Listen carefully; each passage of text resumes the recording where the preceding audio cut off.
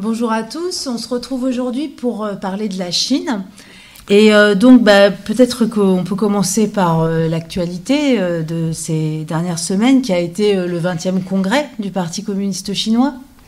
Oui, ce 20e congrès, il s'est déroulé sous la pression de l'impérialisme américain qui, la veille ou l'avant-veille du congrès, a publié un rapport désignant la Chine comme principal compétiteur avec les États-Unis et capable de l'affronter à l'échelle internationale. Le jour même ou la semaine précédente, je ne sais plus, ils ont pris un embargo, un quasi-embargo, les Américains, sur la fourniture de puces de haute technologie à la Chine, faisant monter la pression d'un cran contre la Chine. Et donc Xi Jinping, dans ce grand théâtre qui a été le congrès du Parti communiste chinois, il s'est servi de ça pour dire et développer son nationalisme et son militarisme, le renforcer en tout cas, notamment en disant que le problème, l'axe essentiel de la politique chinoise, ça allait être le développement de la sécurité nationale, et ceci en remplacement de ce qui avait été jusque-là le développement économique, un développement économique qui leur pose bien des problèmes depuis plusieurs années en tout cas.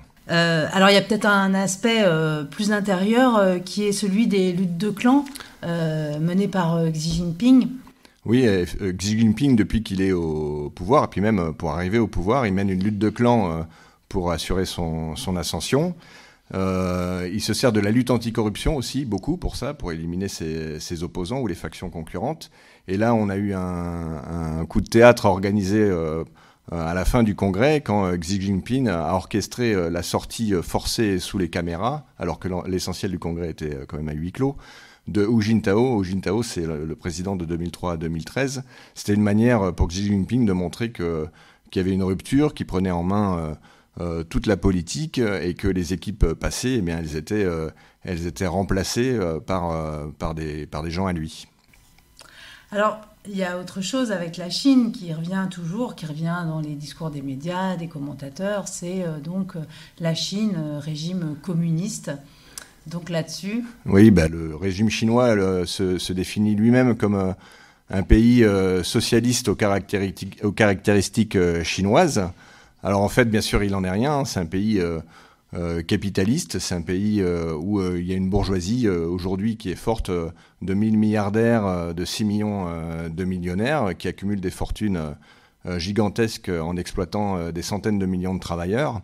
Et c'est ça la réalité chinoise. Sur le terrain politique, c'est une dictature. C'est la dictature de cette petite bourgeoisie nationaliste qui a pris le pouvoir en 1949 et qui a réussi à développer une économie dans le cadre impérialiste, mais qui reste foncièrement hostile aux couches populaires et en tout cas qui impose sa dictature contre les couches populaires.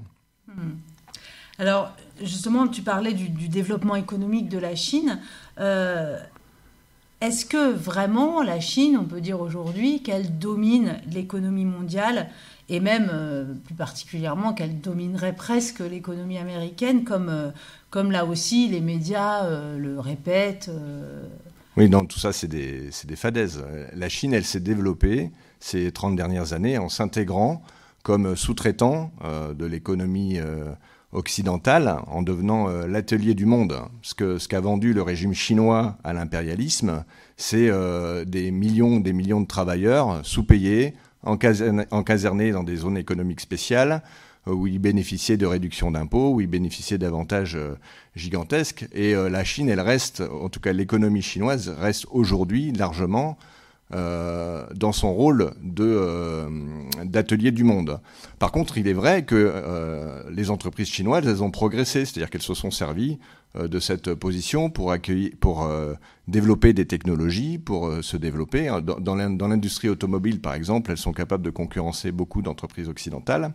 Et le problème de l'impérialisme américain, de l'impérialisme occidental, c'est justement de canaliser ce développement pour qu'il lui reste profitable. Parce qu'un nouveau concurrent, c'est des problèmes. Et donc, ce qu'ils veulent, c'est que la Chine reste un terrain où faire des profits et qu'elle reste à sa place, c'est-à-dire comme une nation subordonnée à l'impérialisme à l'échelle internationale.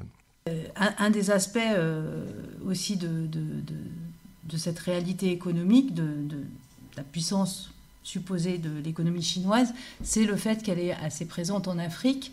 Alors, du coup, impérialisme chinois, pas impérialisme chinois?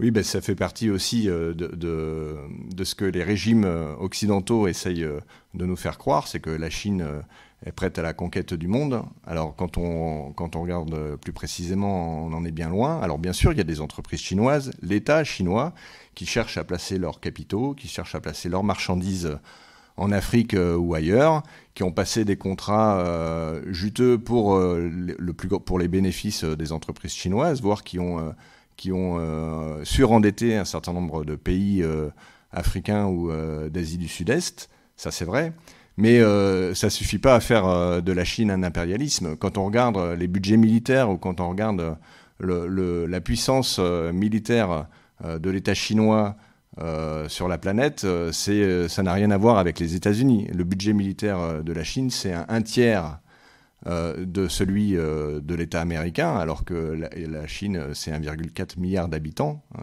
Et la Chine, elle a une base militaire à l'étranger, à Djibouti, alors que les Américains en ont des centaines, et que rien que la France en a 14 en Afrique. Alors la Chine, en fait, elle cherche à défendre ses positions, et les entreprises chinoises, elles poussent leurs pions, mais ils sont sans couder en dessous des Américains et de l'impérialisme occidental en général. Alors il y a quelques semaines, les relations entre les États-Unis et la Chine, elles ont à nouveau fait un peu la une de l'actualité mondiale avec la visite de Nancy Pelosi à Taïwan et puis cette tension nouvelle entre les deux pays.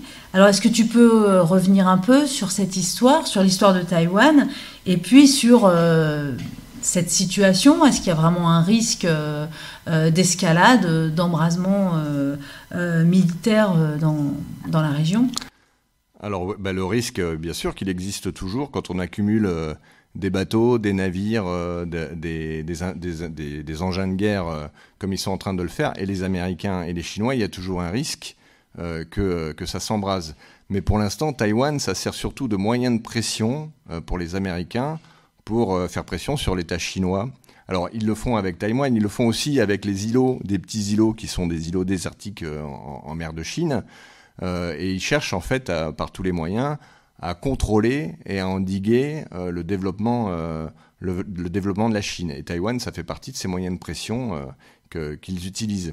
Alors, Taïwan, c'est pas nouveau qu'ils utilisent ça. Hein. Depuis 1949, en fait, quand la révolution de Mao a gagné, le Kuomintang, le régime nationaliste, après avoir écrasé la population de Taïwan dans un bain de sang qui est resté dans les mémoires, il s'est réfugié sur cet îlot de Taïwan, et pendant des décennies, Taïwan, ça a été une dictature féroce où les opposants étaient emprisonnés, pourchassés, condamnés à mort, abattus.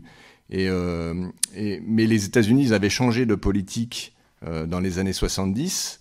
Par exemple, le siège à l'ONU qui était confié à Taïwan pendant longtemps, il est revenu à la Chine dans les années 70, et c'était une manière de réintégrer la Chine dans leur système.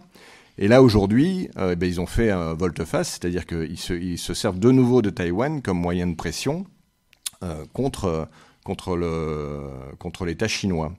Mais après, dans les dangers de guerre, il faut se rendre compte de quelque chose. Hein. Ce sont les bateaux américains qui naviguent au large de la Chine. Ce n'est pas les bateaux chinois qui naviguent au large des côtes américaines.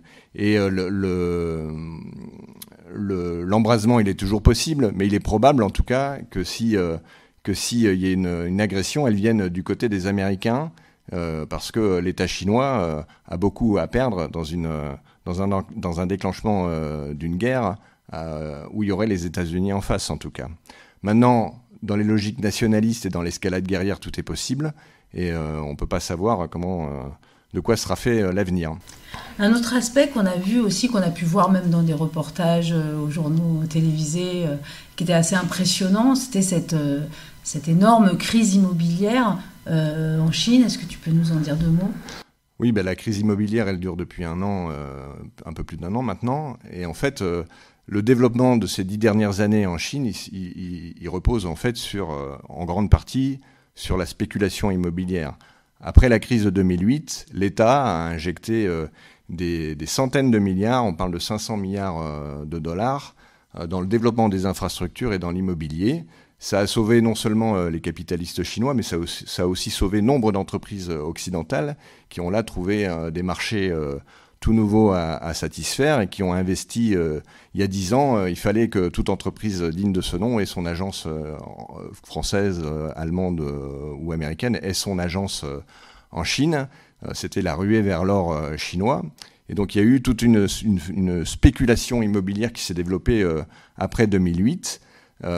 Avec pour résultat des villes fantômes, des productions d'appartements, d'immeubles entiers qui étaient vendus à crédit mais qui n'étaient pas occupés.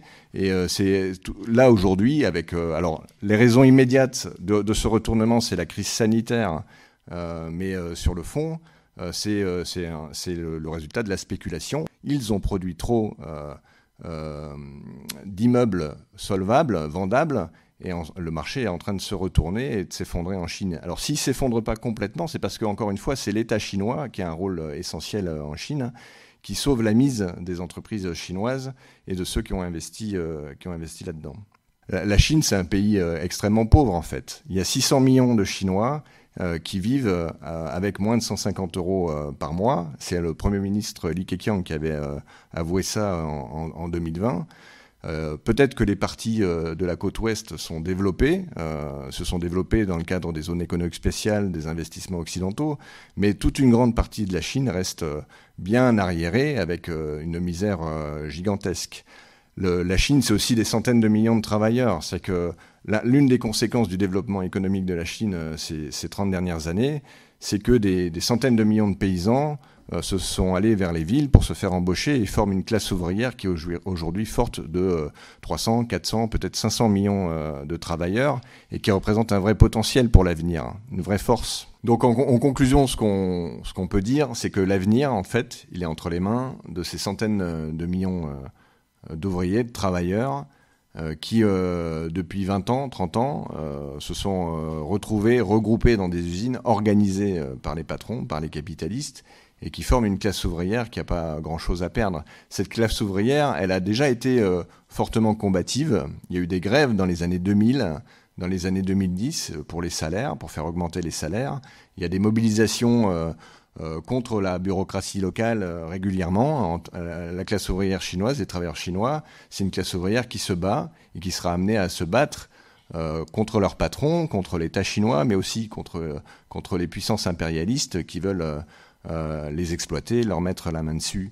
Et pour nous, ce qui est fondamental là-dedans, c'est que au niveau global, le prolétariat, la classe ouvrière, elle s'est renforcée ces 30 dernières années de 300 ou 400 ou 500 millions de membres et qu'elle forme vraiment la classe d'avenir qui est capable de changer la société non seulement en Chine, mais à l'échelle internationale.